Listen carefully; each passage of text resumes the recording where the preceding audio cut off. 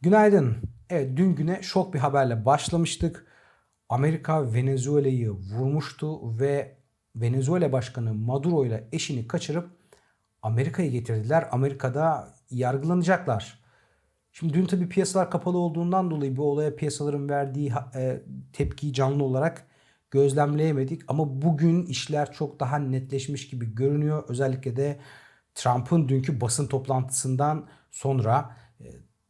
Trump da bir farklı bir Amerikan başkanı. Eskiden böyle olaylarda Amerika her zaman böyle bir kulp takardı. İşte efendim şu yüzden oldu, bu yüzden oldu. Şimdi öylesine bir uyuşturucu satıyorlar da o yüzdeni söyleyip onu geçirdiler. Sonra Trump çıktı, dün bir basın toplantısı yaptı. Dertlerinin ne olduğunu tek tek, ne yapacaklarını tek tek anlattı. Dolayısıyla bizim için de çok net bir görüntü, büyük resim oluşmuş oldu. Diyor ki Trump, biz diyor geçiş süreci boyunca, yani yeni yönetim gelene kadar Venezuela'ya biz yöneteceğiz diyor. Biz işleteceğiz diyor aslında. Ama işte yöneteceğiz diyor.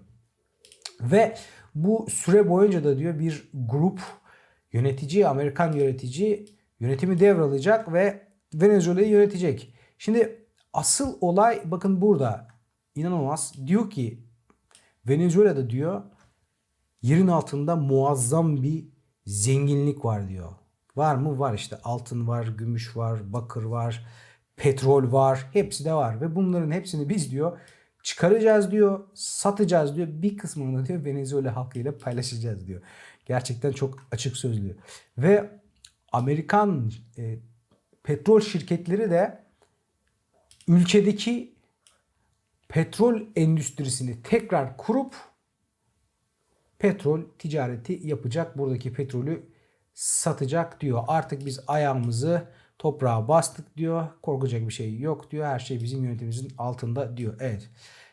Her şey çok açık, yani dertleri buradaki yine petrol, buradaki zenginlikler, bunları almaya geldiler. Yani tamamen çok emperyalist bir şey olduğu ve buradaki kaynakları sömürecek oldukları da aşikar. Aslında bunun da önemli bir sebebi, yani zamanlamanın önemli bir sebebi artık Çin'le rekabet edemiyor olması. Birazcık bu konuya değinmek istiyorum. Yani Amerika ve Çin arasındaki bu ticari savaşlara biraz değinmek istiyorum. Çünkü bu saldırının ve piyasaya etkilerini en temelden ilgilendiren konu budur. Biliyorsunuz Amerika'nın dış borcu artık döndürülemeyecek seviyede ve Amerikan tahvillerine talep azalıyor. Dolar güven kaybediyor. Bu sırada Çin üretimde ve ekonomide hızla Amerika'nın önüne geçiyor. Çok önemli ve korkutucu bir rakip olmaya başladı.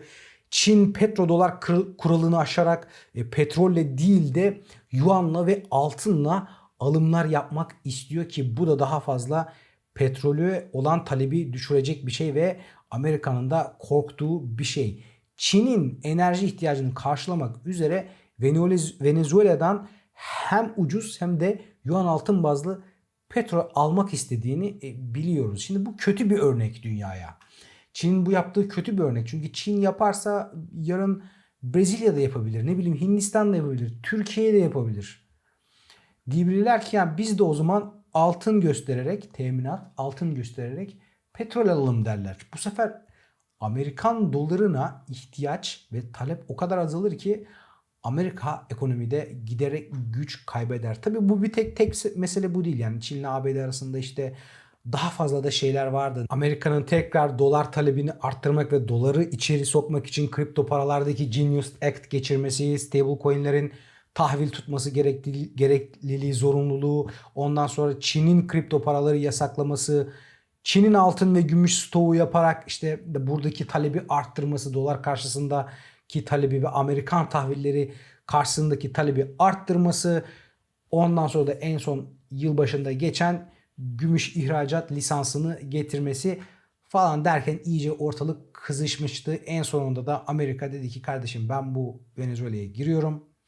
Senin de bu petrol vananın kontrolünü alıyorum dedi. Çünkü dediğimiz gibi Çin çok ucuz ve kaliteli petrolü Venezuela'dan alıyordu. Yani bunlar işte bir tenis maçına döndü. Hatta bir boks maçına döndü, öyle söyleyelim. Bir boks maçına döndü. En son hamlesi de bu oldu Amerika'nın. Şimdi bunun etkileri nasıl olacak, nasıl görülecek? Bunlardan bahsetmek istiyorum ama altına geçmeden önce bir petrolden bir bahsedelim. Petrol durumu. Çünkü buradaki beklentilerin aksine bir hareket yaşanmasını bekliyorum ben petrolde. Şimdi petrol 60 dolarlara kadar düşmüş. Normal şartlar altında jeopolitik risk arttığında biz bunun enerjiye ve emtialara pozitif yansımasını bekleriz normalde ve özellikle de petrolde. Petrolde görüyorsunuz 2022'den beri düşen bir yapı var. Fiyat giderek azalıyor. Çünkü petrolde aslında ciddi bir arz fazlası var. Tekrar ediyorum. Petrolde ciddi bir arz fazlası var. Venezuela dünyanın en büyük petrol yataklarına sahip ve bunlar kullanılmıyor, satılmıyor, piyasaya girmiyor. Amerika diyor ki, yani Trump diyor ki biz buraya gireceğiz, bu petrolü de buradan çıkartacağız ve piyasaya süreceğiz diyor.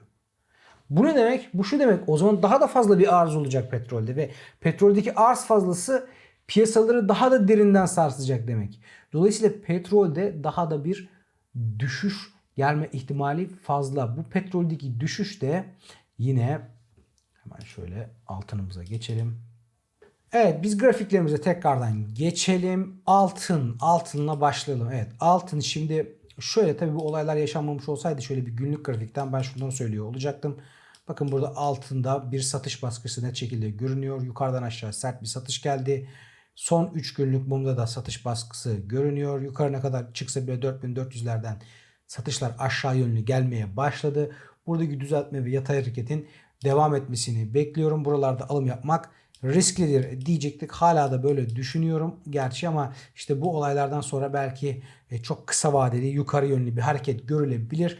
Bunu da bence piyasa satış fırsatı olarak değerlendirecektir. Çünkü bu yatay hareketin bir süre daha devam etmesini bekliyorum. Daha kısa vadede şöyle bir görüntü vardı. 2 saatlikte bir ters omo görüntüsü vardı. Bu da işte eğer bu 4320'de civarlarında kapattığı yerden yukarı doğru bir hareket gelirse yine 4456, belki biraz daha yukarı doğru bir hareket başlatma ihtimali söz konusuydu. Şimdi bu olaylar belki bu hareketi destekleyecek bir durum yaratabilir. Ama yine de buradan geri dönüşler başlayacaktır diye düşünüyorum. Çünkü buradaki asıl mesele haftalık grafikte ortaya çıkan negatif uyumsuzluklar, aşırı alım ve doyum. Yani bunların geçmesi gerekiyor. Yani buralarda artık bir yatay hareket ve düzeltme ile bu aşırı alımların, aşırı doyumun geçmesi ve dinlenmesi gerekiyor. Bu olmadan yeni tepeler, yeni zirveler, yeni bir yükseliş trendinin mümkün olduğunu hala ben düşünmüyorum. Bir de şimdi bu Amerika buraya girdi ve diyor ki yerin altında bir sürü altın var kardeşim, biz bunu çıkaracağız diyor. Ve bunu gerçekten çıkarır ve piyasaya sürerlerse, yani çıkardıkları altını da gerçekten piyasaya sürecek olurlarsa, böyle bir şey yaparlarsa altında da bir arz artışı söz konusu olacak ve diğer değerli metallerde de bu da bunu aşağı yönlü baskılayabilir. Bu dediğim gibi yani bu olay çok fazla yönü olan bir olay. Değerlendirmek gerekiyor. Piyasalardaki hareketleri zaten pazartesi açıldıktan sonra görüyor olacağız. Buradaki tekrar son olarak altını değerlendirelim. 4456 ile 4243 dolar ons seviyeleri arasında şöyle bir hareket bekliyorum. Bu yükselen kanalın alt bandını da kendine destek yapacağını, bir süre sonra da bu alt bandını da kırılıp yine bu arasında bu iki seviye arasında bir hareket yapacağını düşünüyorum. Bizim için önemli olan, en önemli seviye 4243 seviyesi. 4243 altında bir kapanış gelirse bizi korkutur. Daha aşağıların görülmesini bekleriz bu durumda. Evet, altında son durum bu. Hemen gümüşe geçelim. Şimdi gümüş. Evet, şimdi gümüş de bir düşen yapı oluşturmaya başlamıştı. Alçalan tepelerimiz görülüyor. Alçalan dip yapamadığı için burada yani daralan bir kanal içerisinde, üçgen içerisinde hareket ettiğini söyleyebilirim. Eğer şu 7.70 kırılacak olursa ve 69'lar görülecek olursa hedefi bir an evvel 66 olacak. Ve bizim için en önemli seviyede bu 66.81 dolar seviyesi. Eğer 66.81 altında günlük kapanışlar gelirse düşüş çok daha tehlikeli, daha riskli bir hal alabilir. Daha aşağı seviyeler görülebilir. Bu bizim açımızdan korkutucu olacaktır. Oralarda artık iyice hiç alım yapmamaya başlayacağız. Kısa vadedeki düşüş derinleşebilir. Orta uzun vadede yükseliş bekliyoruz. Bir de şöyle bir durum da var. Onu da söyleyeyim. Şimdi bu Amerika biliyorsunuz Venezuela vanasını, Çin'in petrol vanasını eline aldıktan sonra bunu bir koz olarak kullanmaya da başlayabilir ve eğer bu petrolü istiyorsan o zaman bizimle anlaşma yapacaksın diyebilir. Mesela şu lisansı bir ortadan kaldır. Gümüşe lisans getirilme konusunu bir ortadan kaldır. Bırak insanlar istedikleri gibi ihraç etsinler diyerek bir arz artışı yaratabilir küresel çaptaki gümüş piyasalarında. Bu da belki biraz gümüşü aşağı yönlü baskılayabilir.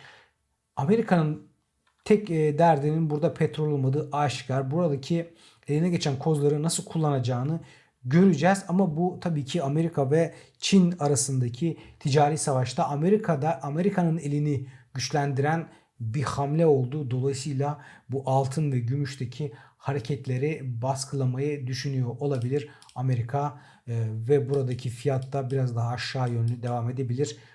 Kısa orta vadede bakalım onu görüyor olacağız. Yeni çıkan gelişmeleri değerlendiriyor olacağız. Evet, platine geçelim.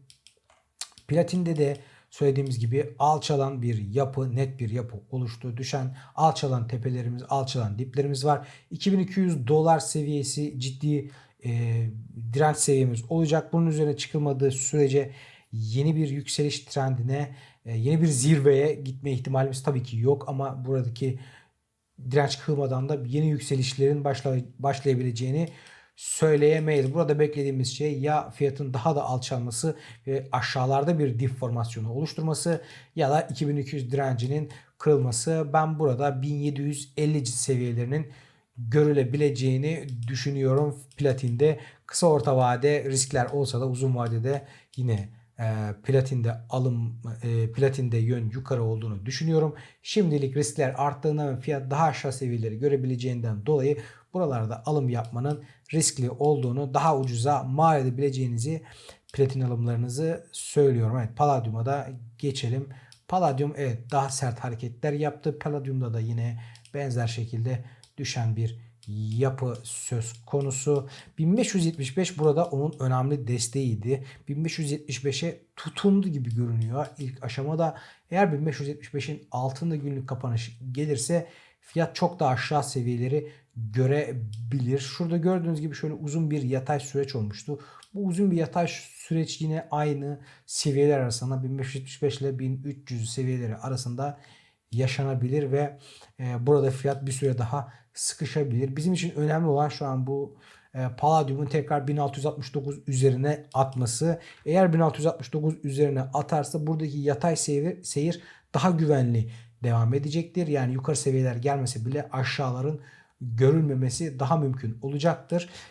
Ama eğer dediğimiz gibi 1575 kırılırsa o zaman biraz daha korkacağız Palladium açısından. Palladium'da uzun vadeli riskler daha korkutucuydu bizim açımızdan. Dolayısıyla burada ben kısa vadeli alsat yapmanın daha mantıklı olduğunu, emtia yükselişlerindeki momentuma Palladium'da katılacağından dolayı eğer Palladium almak istiyorsanız bu momentuma katılarak alsat yapmanızın daha mantıklı olduğunu düşünüyorum diyerek evet emtia bölümünü tamamlayalım.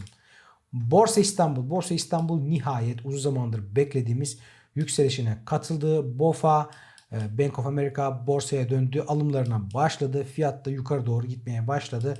Burada bu yükselişin geleceğini söylemiştik. Ben şuradan da göstereyim. Şu gönderiler kısmında, YouTube'un gönderiler kısmında şöyle bir mesaj paylaştım. Bir gönderi paylaştım. Ve gün içerisinde bu yükselişin gelebileceğine dair, yükselişin başladığına dair sizi bilgilendirmek istedim. Tabii bunu ben yapmak istiyorum. Çünkü her sabah bir şeyler söylemek için, daha doğrusu bir gelişim olduğunda sabahki videoyu beklemek yerine buradan hızlıca sizi bilgilendirmek istiyorum. Eğer bunları almak istiyorsanız, bu mesajları yazdığımda bildirim almak istiyorsanız kanalın bildirimlerini açarak bu gönderileri de ben gönderdiğim gibi görebilirsiniz. Bir Twitter, Instagram, Telegram falan filan bir hesabım olmadığından, sadece YouTube'da olduğumdan dolayı burayı aktif olarak kullanmayı düşünüyorum. Evet, tekrar dönelim Borsa İstanbul'a. Borsa İstanbul'daki yükselişin devamını bekliyorum. İlk hedefimiz burada 11.558. 11.558'de buralarda böyle bir takılma söz konusu olabilir. Belki biraz şöyle aşağı doğru tekrar 1470'lere doğru geri çekilip su arasında 1558'i sert bir şekilde kırılıp fiyatın yukarı hareketinin devamını bekliyorum. İlk hedefimiz bu kırılımdan sonra 12.779 olacak. 12.779 kısmi kar realizasyonları için ilk seviyemizdir. Buralarda kısmi kar realizasyonu alıp risklerimizi azaltmak en doğru şey olacaktır. Çünkü Borsa İstanbul'da biliyorsunuz satışlarda sert olabiliyor. Dolayısıyla buradaki kısmı 12.779 seviyesini kar almak için değerlendirmek gerekir. Tabi burası kırılıp daha yukarı seviyelerde görülebilir. 13.000'ler belki 13.500'ler oralara kadar da yükselebilir. Eğer oralara gelirse bu durumu da değerlendiriyor olacağız. Ama söylediğimiz gibi bizim buradaki yatırımlarımız her zaman kısa vadeli yatırımlardır. Alsatlardır. Borsa İstanbul uzun vadeli bir yatırım yeri, orta uzun vadeli bir yatırım yeri değildir. Buralarda riskler fazladır. Dolayısıyla momentumu değerlendirip, alımları değerlendirip satışları da bu bağlamda yapmak, kar realize etmek bizim için en mantıklısı olacak. Borsa İstanbul'da. Evet, Amerikan borsalarına geçelim. Şimdi Amerikan borsalarında manipülatif hareketler oldu Cuma günü. Ben de hayırdır ne oluyor derken Cumartesi günü böyle bir şeyin olacağını bekliyordum ve bir haber geldi. Bakın şu sert mumu görüyorsunuz ve aşağı doğru ve yukarı doğru derin iğneleri var. Bu hem kararsızlık dojisidir hem de şöyle böyle uzun iğneli dojiler genelde kaldıraçlı piyasalardaki pozisyonları temizlemek için kullanılır. Yani böyle hem şu boşluğu almış olduğu hem böyle belki yukarı doğru veya aşağı doğru bir gidiş bekliyorsa piyasa iki tarafı da temizledi ve bize artık şey vermedi. Piyasanın yönü hakkında bilgi vermedi. Ben piyasanın yönünün buradan yukarı olacağını düşünüyorum. Pazartesi gün açılışında biraz aşağıdan bile açmış olsa şöyle biraz aşağılar bile görülse işte bu jeopolitik risklerin arttı düşüncesi panik satışları dolayısıyla öyle bir şey bile görülse buralarda aşağılar bile görülse bunu fonların ve balinaların alım fırsatı olarak değerlendireceğini buradan da şöyle biraz aşağılar görülse bile tekrar bir yukarı yapabileceğini borsanın düşünüyorum. Amerikan borsalarında hala bu 7400'lerin görülebileceğini S&P 500'e daha doğrusu düşünüyorum. 6780'de ilk kademe alımımızı yapmıştık. 6933 üzeri kapanışta ikinci kademe alım bizi bekliyor. Stopumuz zarar kes seviyemizde 6700 6700 altındaki günlük kapanışlar diyelim. Evet borsada. Şimdi Nasdaq'a geçelim tekrardan. Nasdaq'ta ben hiç uzun zamandır görmediğim bu muntazam bir üçgen sıkışması söz konusu. Yani teknik analizi öğrenmek istiyorsanız şöyle gidip bir kitap alsanız ya da bir yere baksanız ve üçgen sıkışması nedir başlığının altında şu görüntüyü görürsünüz. Bakın düşen bir trend çizgisi var. İşte 26 binlerde oluşmuş, sonra bir daha 25.800'lerde geliyor, bu düşen trend çizgisine bir sefer dokunuyor. Bir daha geliyor 25.700'de dokunuyor. 3 kere dokunuyor. Altta da gördüğünüz gibi 23.800 civarlarında bir kere dokunuyor. 24.600'lerde bir kere dokunuyor ve 25.100'lerde bir kere dokunuyor. Tıpkı bir ping pong maçı gibi bir yukarı bir aşağı, bir yukarı bir aşağı, bir yukarı bir aşağı sıkışmaya devam ediyor. Cuma günü de geldi, son bir kez dokundu. Buradan biraz yukarı yaptı. Ya ben bu sıkışmanın biraz daha devam edebileceğini Nasdaq'la düşünüyorum ama eskiden şöyle söylenirdi. Yani şimdi bu üçgen sıkışır. Bu ne demektir? Bu üçgen sıkışması, üçgen bu fiyatın arasında sıkışır ve en sonunda bir tarafa kırar bunu. Ve kırdığı yöne doğru da hareket sertleşir. Mesela diyelim ki şöyle olur. İşte gelir arada sıkışır ve yukarı doğru kırar. O zaman deriz ki tamam, yukarı doğru kırdı. Yön yukarı, fiyat yukarı gidecek. Aynı şey aşağı için de geçerli. Ama artık yani teknik analiz bilen insan sayısının artması ve sosyal medyada bunların sürekli paylaşılmasından dolayı piyasalar artık fake hareketlerini arttırdı. Yani nasıl oluyor? Mesela geliyor buradan aşağı doğru bir kırıyor. Ondan sonra insanlar diyor ki evet, aşağı doğru kırılım gerçekleşti. Yön aşağı, panik, satalım çıkalım.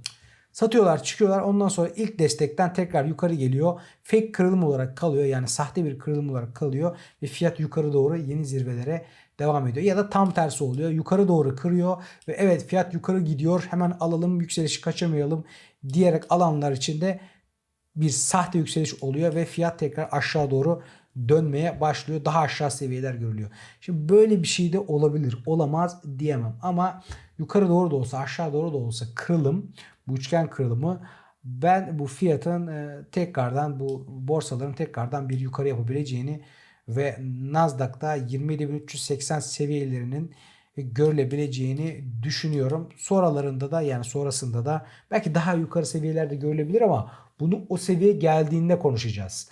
Ama buralardan artık Amerikan borsalarında da yani o seviyeler geldikten sonra da ciddi geri dönüşler bekliyorum. Evet, izleyicilerimizden Maverick Russell 2000'i de izleme listenize alabilir misiniz demişti. Evet, orada da bir analiz yapmak istedim. Genel hatlarıyla Russell endeksine de baktım. Russell endeksi Amerikan borsalarındaki small cap yani piyasa değeri düşük olan şirketleri içeriyor.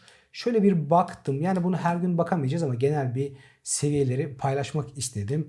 Çok temiz bir grafiği var. Yükselen bir kanal içerisinde yükseliş hareketinde olduğunu görüyoruz. Uzun zamandır orta bandın üstünde devam ediyormuş. Kasım ayında altına geliyor. Tekrar şöyle bir yukarı yapıyor şimdi. Sonra işte bu son düşüşlerde de geri çekiliyor ve günlük hareketli ortalamasında destek bulduğunu görebiliyoruz. Russell'daki potansiyel S&P 500 ve Nasdaq'takine göre biraz daha yüksek gibi görünüyor. Sebebi de şu. Şimdi buradaki seviyeleri ben kendi geliştirdiğim bir teknik aracılığıyla buluyorum ve bu teknikteki prensiplerden biri de ana dirençler kırılıp ana destek haline dönüştükten sonra bir sonraki ana dirence yeni hedefimizdir. Yani nihai hedef orasıdır. Oraya doğru hareket başlar. O da 2929'da gibi görünüyor. Ve buradan mesela şu an buradan yaklaşık olarak bir %17'lik kar potansiyeli söz konusu burada. Mesela S&P 500'ün 7400'e geldiği durumda ki bu böyle bir %8 gibi bir şey yapıyor. Ben bu Russell'ın kendi ana direncine, bir sonraki ana dirence, nihai hedefine gelmesini beklerim ki bu da 2929 oluyor. Yani eğer elinizde varsa bu S&P 500 hareketini beklediğimiz bu S&P 500 hareketi gerçekleştiğinde ve S&P 500 kendi zirvesine geldiğinde Russell'ın da kendi zirvesine gelmesini ve bu durumda Russell endeksinin daha yüksek, daha marjlı bir hareket yapmasını beklerim şu durumda. Öyle söyleyeyim. Burada tabii 2459 önemli destek. Bunun kırılmasını hiç istemeyiz. Bu kırılsa daha aşağı seviyeler görülebilir. Buradaki altındaki ana destekte 2170. 2170 burada bir sonraki ana destek oluyor. Yani bir ayı sezonu senaryosunun ana desteği olarak çalışabilir burası gibi görünüyor. Bunun da altında tabii bir başka bir desteğimiz daha var. Onlara da şu anda burada yer vermedim ama eğer bir durum söz konusu olursa Russell'da da bunlara da bakıyor olacağız. Evet, Nikkei 51 bin üzerinde günlük kapanış bekliyorduk. Sonunda geldi ama dünyadan da çok kötü haberler geldi. Dolayısıyla zaten de çok da böyle bir dandik bir kırılım yapmıştı. Bu benim dandik kırılım dediğim kırılımlardan. Böyle yarıp geçmedi yani direnci. Dolayısıyla burada hafta açıldığında ne yaptığını da görmek lazım. Bir bakalım yukarı yapacak mı aşağı yapacak mı? Eğer yukarı doğru devam ediyorsa artık Nikkei'de birinci kademe alımı yapmak için fırsat oluşmuş, ortam oluşmuş olacak. Şu anda bir şeyler söylemek çok zor. Nikkei ile ilgili analizim kanalda yer alıyor. Burada eğer kapanışlar gelirse 52.816 üzerindeki ikinci kademeyi de almış olacağız ve hedefimiz de 59.500 olacak Nikkei'de. Evet, kripto paralarda uzun zamandır beklediğim ve geleceğini söylediğim yükseliş başladı. Totales grafiğinde günlük hareketli ortalamanın üzerinde kapattık ve yükseliş burada devam ediyor. Bitcoin hemen şöyle yapalım. Bitcoin birinci kademe alım gerçekleşmiş oldu. İkinci kademe alım için gün kapanışını bekliyoruz. 90.848 üzerinde şu anda fiyatlanıyor. Burada günlük kapanış gelmesi durumunda ikinci kademe alımda yapmak mümkün olacak. Bir sonraki hedefi de 94.800 olacak. 94.800 üzerinde de yukarı yönlü hareketin hızlanmasını beklediğimi söylemiştim. Hızlıca da Ethereum'a geçelim. Ethereum maalesef 3130'da birazcık zorlanıyor. Burada birazcık satış görmüş. Gün kapanışına kadar yukarı doğru devam edebilir. Çünkü muhtemelen daha düşük grafiklerde ya şöyle 4 saatliklerde falan tabii aşırı alımlara gelmiş. Bu aşırı alımlara geldiğinde böyle yatay hareketler normal karşılanıyor. 2 saatlikte de geri geldiğini fakat 3130 seviyelerinde destek bulduğunu görüyoruz. Ethereum'da da eğer alım yapmak istiyorsanız yani çok daha gitmesini beklemeyin. 3130'un üzerinde hareket daha da sertleşebilir. Stop seviyemizde aşağıda kalabilir. Daha da tehlikeli bir görünüm oluşabilir. Evet, bugün video biraz uzadı. İnşallah kendimi açıklayabilmişimdir. Yarınki videoda yine teknik seviyeleri değerlendiriyor olacağız. İzlediğiniz için teşekkür ediyorum. Herkese bol kazançlar diliyorum. Görüşmek üzere.